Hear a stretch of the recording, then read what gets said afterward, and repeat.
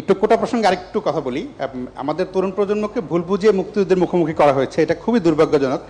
আরেকটা খুবই ভুল ধারণা তৈরি করা হয়েছে যে কোটা এবং মেধা, মনে হতে পারে যে যারা কোটায় চাকরি করে তাদের কোনো মেধা নেই, কিন্তু আবেদন করার ক্ষেত্রে কোটা লাগে না, প্রিলিমিনারিতে কোটা লাগে না, লিখিততে কোটা লাগে না, একদম শেষ মুহূর্তে গিয়ে কোটা অ্যাপ্লাই হয়।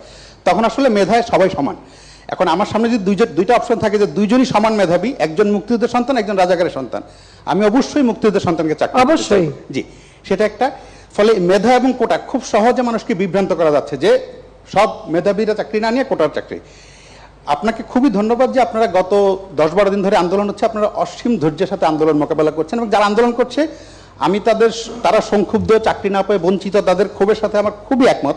তাদেরকে পিছনে কি অন্য কেউ ইন্ধন জুগিয়ে ভুল বুঝিয়ে বিভ্রান্ত করে মুক্তিযুদ্ধের মুখোমুখি করার জন্য করছে কিনা, আমার আপনার কাছে আবেদন থাকবে যে আপনারা যেই ধৈর্য দেখিয়ে যাচ্ছেন সেটা দেখিয়ে তাদের সাথে যদি কোনোভাবে তাদেরকে বুঝিয়ে শুনিয়ে, আগামী 7ই আগস্ট পর্যন্ত কিছু করার নেই, কারণ সেদিন আপিল বিভাগে শুনানি হবে, তারপর আপিল বিভাগের রায়ের পরে হয়তো নির্বাহী বিভাগ কি করবে না করবে, ততদিন অন্তত তারা যাতে বুঝতে পারে, সেটা আপনি যদি অনেক সংবেদনশীলতার সাথে যদি বিষয়টা বিবেচনা করেন তাহলে ভালো হয়।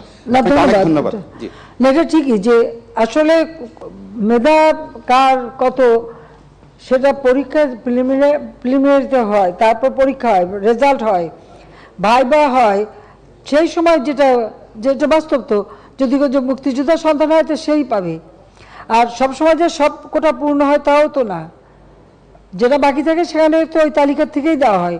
এর মধ্যে অনেক চাকরি কিন্তু ওই তালিকা থেকে দেওয়া হচ্ছে এটা, এবং সেটাও একটা নির্দেশ আমি দিয়েছিলাম, কাজে এটা কিন্তু আছে। কিন্তু সেখানে অবশ্যই মুক্তিযোদ্ধা অগ্রাধিকার পাবে, এটা তো দিতেই হবে। এখন এই যে মেধা আর কোটা নিয়ে, তো কোটা আর মেধা তো এক জিনিস না, তো এইখানে দ্বন্দ্বটা সৃষ্টি করে, এটা একটা ট্যাকটিস।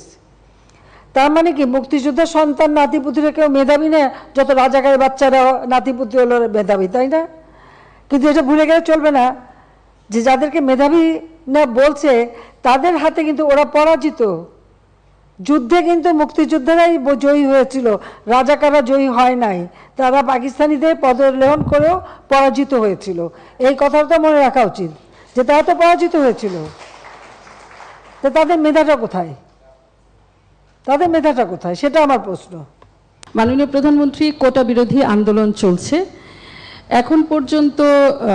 মুক্তিযোদ্ধাদের অনেকে, আজকে সকালেও একজনের সঙ্গে কথা হচ্ছিল যিনি মীর কাসিম আলীর সাক্ষী দিয়েছেন, তার সাক্ষ্য প্রমাণের ভিত্তিতে খুবই শক্তিশালী সাক্ষী, আমি তার নিরাপত্তার স্বার্থে এখানে নাম পরিচয় বলছি না। তার স্ত্রী ক্যান্সার আক্রান্ত, তার নিজের শরীরের অবস্থা খুব খারাপ, কিন্তু চিকিৎসার টাকা নেই। এই আমাদের মুক্তিযোদ্ধাদের অবস্থা এখন পর্যন্ত, এবং তাদেরকে উদ্দেশ্য করে প্রতিনিয়ত অবমাননাকর বক্তব্য রাখা হচ্ছে। ঠুসঠাস কোটা থেকে শুরু করে নিশ্চয়ই আপনার নজরে এসেছে। তিনি তার ব্যক্তিগত অসুবিধার কথা বলার সাথে সাথে গণমাধ্যমে দেখেছেন যে আজকে আপনার সংবাদ সম্মেলন, এ বিষয়ে আপনার দৃষ্টি আকর্ষণ করার জন্য অনুরোধ জানিয়েছেন। এই অবমাননা তারা সহ্য করতে পারছেন না, কিছু করণীয় এই রাষ্ট্রের আছে কিনা। যারা কোটা বিরোধী আন্দোলন করছেন তারা সব সমাধান আপনার কাছে চান, তারা আদালতের পথে যেতে চান না, এবং সমাধান নির্বাহী বিভাগের প্রধান হিসেবে প্রধানমন্ত্রী শেখ হাসিনা কোটা রাখবেন না কোটা রাখবেন না। ধন্যবাদ মাননীয় প্রধানমন্ত্রী। ধন্যবাদ। কোটা বাদ দিলে কি অবস্থা হয়, তখন কি অবস্থা হয়েছে, বেশি দূর যাওয়া লাগবে না। এবারেই দেখেন, ফরেন সার্ভিসে মাত্র 2 জন মেয়ে চান্স পেয়েছে এবার, আর পুলিশ সার্ভিসে মাত্র 4 জন মেয়ে চান্স পেয়েছে। নারীর অধিকারের কথা বলি, সব ধরনের ব্যবস্থা রেখেছি। মুক্তিযুদ্ধের পর জাতির পিতাই তো বিশেষ করে সেই নির্যাতিত নারী সহ নারীদের জন্য চাকরির ক্ষেত্রে 10% রেখেছিলেন, মুক্তিযোদ্ধাদের জন্য 30% রেখেছিলেন। এখানে আমি যখন সরকারে আসি তখন থেকে আমার ছিল যে ঠিক আছে, এই যে 30% যদি পূর্ণ না হয় বা 20%, যে কোটাটা পূর্ণ না হবে সেখানে যারা পরবর্তী থাকবে তালিকায় তাদের ভিতর থেকে সেখানে নিয়োগ দেওয়া হবে। সেটাই কিন্তু আমরা শুরু করে দিয়েছিলাম। তারপরেও যখন আন্দোলন শুরু হলো সব বন্ধ করলাম, কিন্তু বন্ধ করার পর আজকে ফলাফলটা কি দাঁড়াচ্ছে। আর আমি একটা জিনিস আমি বুঝি না, সেখানে আমাদের দেশের নারীরা তো কোনোদিন সেক্রেটারি হবে ভাবেনি, ডিসি হবে ভাবেনি, এসপি হবে ভাবেনি, এমনকি কোথাও তাদের পদায়নও ছিল না। আওয়ামী লীগ সরকার আসার পরে আমি প্রথম সেনাবাহিনী, নৌবাহিনী, বিমান বাহিনী প্লাস পুলিশে কিন্তু জাতির পিতা বঙ্গবন্ধু শেখ মুজিবই কিছু অফিসারের চাকরি দিয়ে গিয়েছিলেন সেই পুলিশ বাহিনীতে নারীদের। প্রশাসনের ক্ষেত্রে প্রথম সচিব কিন্তু আমি করি, এবং প্রথম এসপি, ডিসি, এরপরে একবারে মানে ওসি, সমস্ত জায়গায় যেন নারীদের একটা অবস্থান থাকে সেটা আমরা নিশ্চিত করি। লেখাপড়ার দিক থেকে জাতির পিতাই শুরু করলেন মেয়েদেরকে অষ্টম শ্রেণী পর্যন্ত প্রথমে অবৈতনিক করে দেওয়া, সেটাকে 12 পর্যন্ত 12 ক্লাস পর্যন্ত অবৈতনিক। পার্লামেন্টে কিন্তু মেয়েদের জন্য আলাদা সিট রেখে দিলেন, সংরক্ষিত আসন, যেন নারী নেতৃত্ব গড়ে ওঠে। তো নারীদের এই যে সুযোগগুলি আমরা সৃষ্টি করেছি কেন? যাতে করে অর্থনৈতিকভাবে তারা স্বাবলম্বী হতে পারে, নিজের পায়ে দাঁড়াতে পারে নিজেরা। তো আমার প্রশ্ন হচ্ছে যে সেই সময় যারা আন্দোলন করেছিল তার মধ্যে অনেক মেয়েরাও ছিল। নারী কোটা চাই না, যিনি বলছেন নারী কোটা চাই না, মেধা দিয়ে চাকরি পাবে, সে কি চাকরি পেয়েছে? সে কি বিশেষ পরীক্ষা দিয়েছে? বিশেষ পরীক্ষা কি সে মানে প্রিলিমিনারিতেই সে জায়গা করতে পেরেছে? তো এই বড় কথাগুলি যদি না বলতো তাহলে এখন তো কোথাও না কোথাওটা চাকরি তো পেত। দ্বিতীয় কথা হচ্ছে আমাদের দেশের যে সমস্ত এলাকাটা যদি আপনি দেখেন, সব এলাকা তো সমানভাবে উন্নত না, অনগ্রসর সম্প্রদায়ও আছে, আর কোনো কোনো এলাকা সেই সব এলাকার মানুষের কি কোনো অধিকার থাকবে না? তো সেই অধিকারের কথা বিবেচনা করেই তো প্রত্যেক জেলা থেকেও যেন কেউ কোনো মানুষ অন্তত চাকরি পায় সেই ব্যবস্থা নেওয়ার কথা। আজকে যদি আপনি বিভিন্ন মানে কোটা বন্ধ করে দেওয়ার পরে যদি হিসাবটা নেন, কোথাও কোথাও দেখা যাচ্ছে যে কোনো কোনো জেলা 23টা জেলায় একটা লোকও পুলিশের চাকরি পায়নি,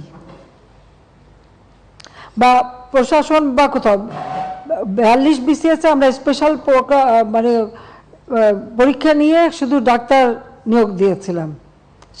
এখানে মেডিকেল সেক্টরে আমি মেয়েদের সংখ্যাটা বেশি দেখি, কিন্তু অন্যান্য ক্ষেত্রে যদি আমরা দেখি সেখানে তো সবসময় পিছিয়ে থাকা। তো লাভটা কি হলো? মুক্তিযোদ্ধারা খুব ধরলো, তারা মামলা করলো। যখন মামলা করার পরে কোর্ট, উচ্চ আদালত কোনো রায় দেয় বা কোর্টের যখন কোনো রায় হয়, সাধারণত সেই রায়ের বিরুদ্ধে এক্সিকিউটিভ অথরিটির এখন এই মুহূর্তে তো আমাদের কিছু করার নেই, কারণ কোর্টেই সমাধান করতে হবে।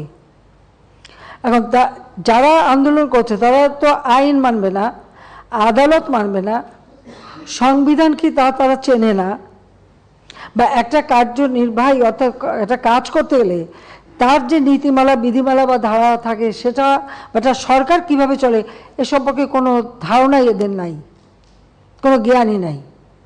হ্যাঁ, পড়াশোনা করছে, ভালো নাম্বার পাচ্ছে, সেটা ঠিক, কিন্তু ভবিষ্যতে এরা তো নেতৃত্ব দেবে বা এই দেশটা চালাতে আসবে, তাদের তো এই ধারণাগুলি দরকার।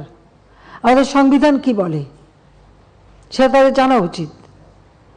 আমাদের একটা রাষ্ট্র পরিচালনায় কী ধরনের কাজ হয় সে সম্পর্কে তাদের কোনো ধারণা আছে?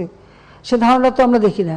আজকে যখন আদালতে চলে গেল, তা আদালতে সেটা সমাধান, এবং আদালত তাদের সুযোগ দিয়েছে, বলেছে আপনারা আসেন আর্গুমেন্ট করেন, বলেন, তা আদালতে যাক, বলুক না, তারা রাজপথেই সমাধান করবে।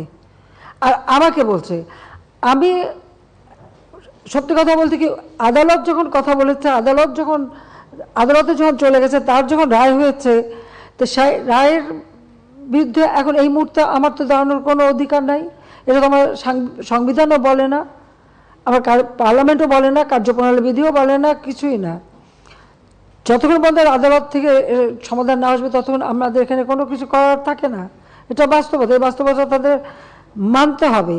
আর যদি না মানে কিছু করার নাই, আর রাজপথে আন্দোলন করতেই থাকবে, তবে কোনো ধ্বংসাত্মক কাজ করতে পারবে না। যতক্ষণ তারা শান্তিপূর্ণভাবে করে যাচ্ছে কেউ কিছু বলছে না, কিন্তু এর বাইরে যখন কিছু করবে, পুলিশের গায়ে হাত দেওয়া বা পুলিশের গাড়ি ভাঙা বা এভাবে আক্রমণ, এগুলি যদি করতে যায় তাহলে তখন তো আইন তার আপন গতিতে চলবে, এখানে আমাদের কোনো কিছু করার নেই।